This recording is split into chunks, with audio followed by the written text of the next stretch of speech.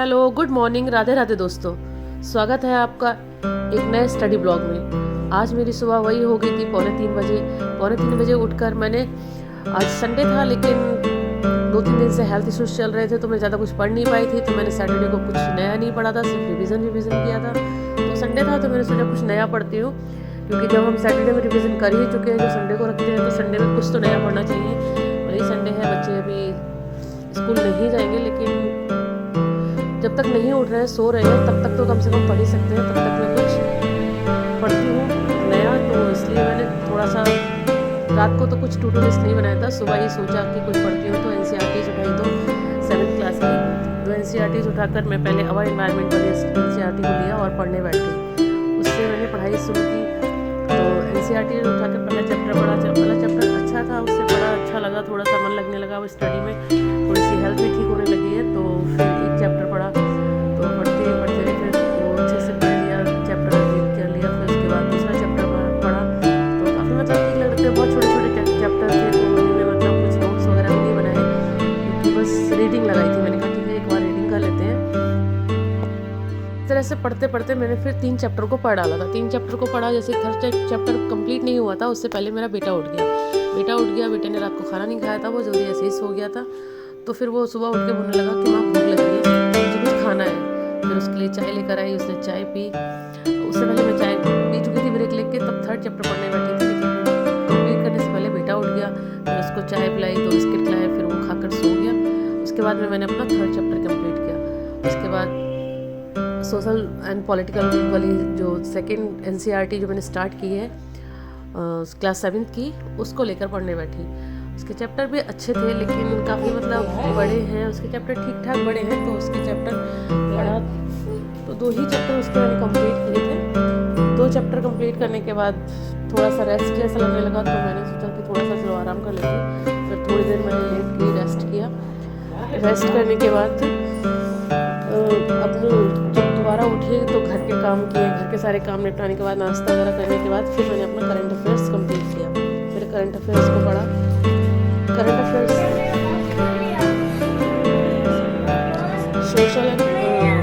Social and political जो NCERT start की है, उसमें क्या कहते हैं, जो पहला चैप्टर पढ़ा था इनइक्वालिटी, इनइक्वालिटी जो चैप्टर था, वो काफ़ी मतलब अच्छा सा है, काफ़ी पढ़ने लायक काफ़ी चीज़ें हैं जो हम काफ़ी कुछ पढ़ सकते हैं। उसमें काफ़ी सारे की पॉइंट्स हैं जो हमें याद भी रखनी चाहिए और हमें मालूम होनी चाहिए, अच्छे से पढ़ना भी चाहिए। काफ़ी चीज़ें हैं जिसमें बड़े बड़े राइटर्स के कुछ लिखे हुए थॉट्स भी हैं, काफ़ी कुछ पढ़ने के लिए है। तो उसके काफ़ी चीज़ें हैं उसमें जो हम याद कर सकते हैं, नोट्स बना सकते हैं। और एनसीईआरटी में काफ़ी कुछ दे रखा होता है, ग्लोस वगैरह दे रखी होती है, उसको हम देख सकते हैं, कॉन्स्टिट्यूशन वगैरह के। तो उसके काफ़ी सारी चीज़ें लिखी हैं।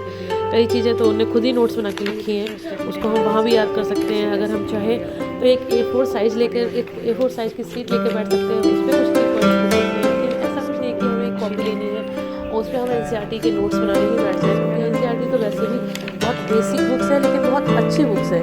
और काफ़ी सारे उसमें नोट्स की जैसे ही उसमें कुछ लिखे होते हैं, हर जगह नोट्स ही बने हुए हैं। काफ़ी सारे बॉक्स वगैरह बना के उसमें की पॉइंट्स लिख रखे हैं, तो वो तो ऑलरेडी नोट्स जैसे ही हैं। लेकिन अगर फिर भी हम कुछ शॉर्ट नोट्स बनाना चाहते हैं, तो उसके लिए हम A4 साइज़ का एक पेज ले सकते हैं, उस पर कुछ लिख सकते हैं, नोट्स बना सकते हैं। इस तरह से अपनी स्टडी को कंटिन्यू कर सकते हैं।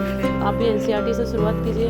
अगर आप में ज़्यादा समय नहीं हुआ है आपको करे हुए, आपने एनसीईआरटी से ही पढ़ाई कर रखी है, तो आपको इतनी नीड नहीं है कि एनसीईआरटी आप करें ही करें। तो एनसीईआरटी आप ना भी करें तो आप स्टैंडर्ड बुक से स्टार्ट कर सकते हैं। मेरे को काफ़ी टाइम भी हो चुका है स्टडी कंप्लीट किए हुए, और मैंने एनसीईआरटी से पढ़ाई भी नहीं की थी। मैंने स्टेट बोर्ड से पढ़ाई कर रखी है, तो मुझे एनसीईआरटी पढ़ना अच्छा भी लगता है। और काफ़ी सारी चीज़ें मुझे अलग से मिलती है उसमें पढ़ने के लिए, जो मैंने नहीं पढ़ रखी है। स्टेट बोर्ड की बुक्स अलग होती है, एनसीईआरटी में समझाने का जो तरीका है वो बिल्कुल अलग है। ऐसा नहीं कि हम कोई कॉन्सेप्ट अलग पढ़ते हैं, लेकिन जो समझाने का एक बेसिक तरीका होता है, वो शायद हर बुक में, हर राइटर में अपने आप से अलग ही लिखा होता है, क्योंकि हर राइटर अपने थॉट से लिखता है, अपने हिसाब से लिखता है। मुझे एनसीईआरटी से पढ़ना काफ़ी अच्छा लगता है। उससे मैं जब पढ़ रही थी, तो उसका एक चैप्टर जो पढ़ रही थी, उसमें ये अर्थक्यूब के बारे में लिखा था। तो मुझे अपने बचपन की बात याद आ गई कि मैं बहुत छोटी सी थी, तब ये अर्थक्यूब आया था त्रिभुज वाला। तो वो चीज़ मुझे याद भी है, उससे मतलब छोटी सी थी मैं उस समय जब ये अर्थक्यूब आया था। तो 26 जनवरी के दिन तो जब मैं पढ़ देखिए एनसीईआरटी में लिखा था तो मुझे काफ़ी चीज़ें मतलब वो होने लगी कि हाँ ये मेरे बचपन की एक घटना है जो काफ़ी न्यूज़ में रही थी। जो चीज़ें होती हैं जो हमें बाद में अगर हम पढ़ते हैं तो हमें याद आती है तो हमें लगता है कि हाँ ये चीज़ें ऐसी हुई थी, काफ़ी मतलब वो है। तो थैंक यू फ्रेंड्स, बस इतना ही था आज के ब्लॉग में। अगर आपको मेरा ब्लॉग अच्छा लगता है अगर तो आप मेरी वीडियो को लाइक एंड सब्सक्राइब कर सकते हैं। Thank you for watching.